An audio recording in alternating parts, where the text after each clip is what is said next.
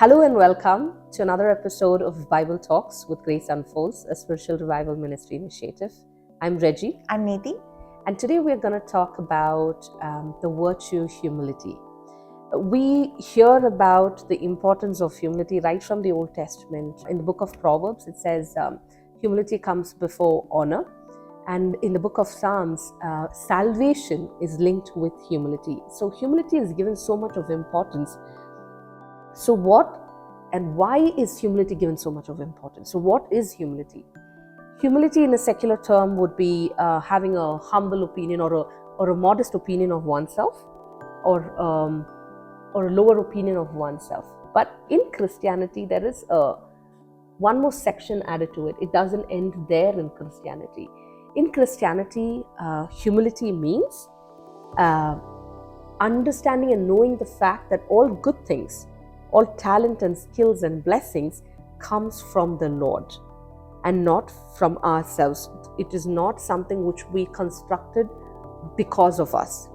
You know, if there is any skill set that has come, it's from the Lord. So having this very profound understanding is very important to be humble, in my opinion. So there is also, when I make this statement, there is also one more question that can come into place. What does it mean? So if I can sing well, do I have to be this dramatically humble and say, no, it's not me? I think that is a little dramatic there, where you can actually acknowledge that, yes, you can sing well, but that is a talent that comes from the Lord and glorifying the Lord in such a way. So that, for me, is what humility is. And as we were pondering on this topic of humility, when we were thinking of, recording this video, I was actually thinking of different characters in the Bible, talking about humility, right from Moses to Mother Mary to the disciples. But then as I was thinking about humility, I felt the epitome of humility was actually showcased by one man, the Son of God, Jesus himself. Jesus, being the creator, came into a created being. Jesus, the light of the world, was in the darkness of a womb for 9 months. And every walk after, or his planning of salvation, right, up until the salvation, to the passion of the cross and the salvation and the resurrection, it was very, very planned, meticulously done and very purposefully done. So he left his glory in heaven and came down to earth. He could have chosen a palace, but it was purposely, specifically in a stable. And one of the highlight of humility which God showed is when he girdled himself and started washing the feet of the disciples. And that's why he says, "You call me master. Yes, I am the master. But I'm washing your feet. In the same way, you are asked to wash one another's feet and love one another as I have loved you." And that is the best ever showcase of humility one could ever see, right? Where the acknowledgement of the fact of who he is showcased, but yet he chooses humility. And I think it's beautifully put, and the epitome of humility is God himself. Now, if we are called Christians, I think Jesus is asking us to be Christ-like, and humility is one of the virtues that we need to be a Christian. Yeah. It's interesting you said that, Reggie, because when you were talking, the thought that was going through my mind is something that a man of God spoke to me about. He said, "What is the condition of your heart?" Mm-hmm. That's a question I think I can answer, but when I was asked that question, I couldn't. Have I ever thought about what is the condition of my heart, right? And I think humility really helps us answer that question for ourselves. I mean, I don't need to answer to you, you don't need to answer to me, you guys don't need to answer to anybody, but ask yourself that question. What is the condition of my heart? You were talking about how Christ himself is the epitome of humility. You also touched upon, if I can sing, should I acknowledge that I can sing, or should I just say, no, I can't really sing, and yet you're a beautiful singer, you're blessed with that skill and talent. The question really is, when you have closed your room, shut doors, when it's you and your God, what is the condition of your heart? What do you speak? What do you say? That prayer, even if you are unable to pray, as the Bible says, the Spirit groans on your behalf. What comes out of your mouth shows the condition of our heart. Now, if I am, Amen to that. If I'm going to say, Reggie, I can't really sing, I'm just there. And then when I go into my room and I'm deciding to pray, and my prayer is, Lord, thank you, I have been able to sing so well, I've been able to do this so well, I was able to build this from here to there. I. Right? Yeah. Condition of my heart. So that's really the question, and thank you for bringing that point, because I was thinking about what that man of God told me. I was reminded of that, saying, what is the condition of your heart, right? Take, for example, a character from the Bible, King Nebuchadnezzar, right? He was king of Babylon. Israel was thrown into the hands of Babylon, and Nebuchadnezzar was king, and God made him king. True. And while Babylon was being Babylon, and everything was going the way they wanted it to go, and when I came into the picture by Nebuchadnezzar's condition of the heart, he moved from being a king to being a nobody. Yeah. A beggar. I mean, the Bible talks about how his appearance was. He had nails like eagles and things like that. So why did that happen? Just for an eye. You might be thinking, so what? Right? I mean, I did it. But then let's ask ourselves a second question. What is the opposite of humility? Pride. Right? So if the opposite of humility is pride, the opposite of pride is obviously humility. Is there an area in between? Is there a word that you can attach in between both these words? I'm afraid not. So there's no gray area there, right? So if I am humble, can I be proud? Yes. If I'm proud, can I change that and become humble? Absolutely. And that's what we want to be, right? Because there's always going to be an ounce of pride in you. And if you think that, no, I'm not pride, but I'm not super modest, I don't really say anything, I'm just me, right? Where is that me standing is a question we need to really ask ourselves, right? True. There is, like you said, there is no gray area at all in that. Absolutely. Because if I have to retrospect myself, now you were talking about how Jesus humbled himself. St. Paul talks about in his letters, he says, be like Christ, be Christ-like, carry that humility, right? At the end of the day, why should I be humble is a question that a lot of people have. A lot of us have that question. I mean, if I'm not humble, so what, right? But then it kind of takes us back to that simple statement which says, the simple verse in the Bible, it says, if you humble yourself, God will exalt you. If you exalt yourself, God will humble you. What do you think about that? I think if you don't humble yourself, God, being the Abba Father, will use his rod of correction to correct you. Right? Yeah. As a father, I mean, again, while it's the correction may or may not be harsh, but the correction comes from a good space, from a father to a child. Right. Yeah. Now, my father corrected me, your father, everybody's father corrects. We call the Lord Abba Father, our Father in heaven, hallowed be thy name. When we say our Father, and when Father corrects, as a child, I take that correction.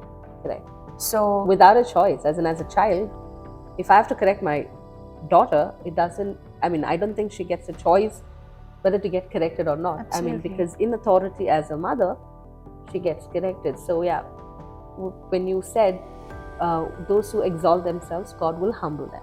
So yeah, I think without a choice, you get humbled. Yeah. And let's spend a moment on those words, right? Not the word of humility, humble, or exalt. But let's just spend a few seconds on the other words in that verse. If I humble myself, God exalts. So the choice is mine. True. Yeah, brilliantly put, if actually. I have to correct myself, if I have to accept the correction, if I have to be a certain way, that's my choice. And there is a result, and the result is my God exalting me, but above that, my God being glorified. Amen. Right? Yep. But then let's look at the other side. If I exalt myself, my God is going to humble me as my Father. See, our God is righteous. Yes, He is. I can go around town and say that, look, I'm doing everything. I'm going to church. I'm in all the prayer meetings. I say the rosary every day. I say the Divine Mercy every day. I have family prayer. I do everything. And yet, why is nothing really happening in my life? It's a question we need to ask ourselves. Right? Yeah. And whether we really ask ourselves that question or not, we live that every other day.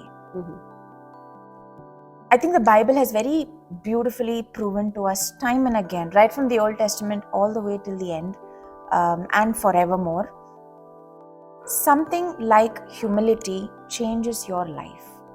True. And that humility is not a gift, it's a fruit. Yes. And gifts are given, fruits are born inside.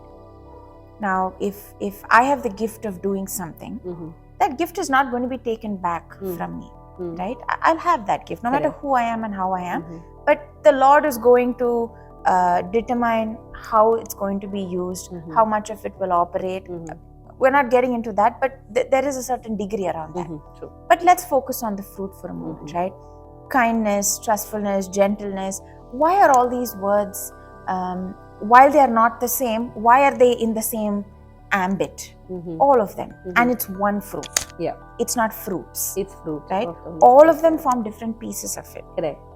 And yes, we can debate about which is bigger, which is not bigger, but the Lord alone knows what is what, right? So when I take humility as the fruit, if I am unable to bear that fruit in me, there is not going to be a result. True. Right? Never going to be a result. And when I bear that fruit, my atmosphere changes. True. The Spirit of God works. Correct. Right? St. Paul writes it time and again, like in the book of Galatians, beautifully written about how the desires of the flesh can never be the desire of the Spirit. So if I have a certain desire in my flesh, and if I think I carry the desire of the Spirit, I'm wrong. I'm just plainly wrong, right? I think that's something for us to ponder about. Correct. Right? So like you said, right? Gift is something which you operate on, and Bible clearly says in one of the, when Jesus says, I prayed in your name, I healed in your name, I delivered in your name, and I spoke in your name. I preached the good news in your name. But at the end of the day, Jesus can easily say, I do not know you. Yeah. And this is where it is very, very important. Like in the book of Psalms, it says, humility brings salvation. The fruit brings the salvation for yourself. And it's very, very crucial for oneself to be humble and to know where we are and who we are. I think humility has this ability to bring into this knowledge of knowing of who we are. And the minute we know who we are, a child of God, and the good thing that's deposited is from God, you automatically, become humble. And I mean, we all know that we are children of God. But then that virtue needs to be, brought forth in the front. It should come in the front in bold letters for us to know all good things comes from God. And I am a nobody if that element of God is removed from me. Yeah. And that should automatically humble us, and say, yes, Lord, it is you. When we, beautiful point, Reggie, because what you just said made me think about Moses. Who was Moses? Great prophet. Okay, all of us know that. But who was he as a person? You were a certain person when you were younger, when you were a teenager. Today, tomorrow, you don't know, but you will be somebody, right? Moses had a stutter. Moses was nobody, according to Moses himself, right? But God exalted him. Yep. He said, go. Moses said, seriously, no, I'm not going to go. Look at me. And God said, no, you go. I will speak. You go. And we could have said that, why didn't God just move the baton from Moses to somebody else? Like Aaron went with him. You could have just told Aaron to go and do the job, right? But God said, Moses. Time and again, he said, Moses, you go. Take Aaron with you, but you go. And you do that, right? Moses is the only one that God termed meek and humble in the Bible. Yes. Only one. He was reading the life of Moses and that entire journey that he took with Israel. I can't explain what it makes me feel sometimes, but that feeling is one of thankfulness and gratefulness to the Lord of how merciful He is, right? 40 years in the desert, 40 years. I mean, if I was born, I've lived my life of 40. Of course, that time, in context, 40 years, that time is not 40 years today, naturally. But still, 40 years... It's still long enough. It is still a long life, right? 40 years in the desert, right from, let's say, children would have been born there and they would have been 40 at the end of it. Moses alone, he never retaliated when people questioned him. He never shook when people had a problem with him, how he said or what he said. Now, we are like, Moses was there, he took the people, he gave them the commandments, and then he took them and then he was done. That is the story we know. But we don't know the life that he lived through that journey, right? So, Moses would have been questioned a lot because there's so many people, it's the entire nation. His own brother and sister questioned him, right? And Moses didn't retaliate for anything. He was not a self-righteous man. And so God exalted him. And God calls him his friend. Yes. To be able to be in the presence of the Most High. Oh man, seriously. I don't know how we can even start thinking about that, right? And yet, why did that happen? He was humble.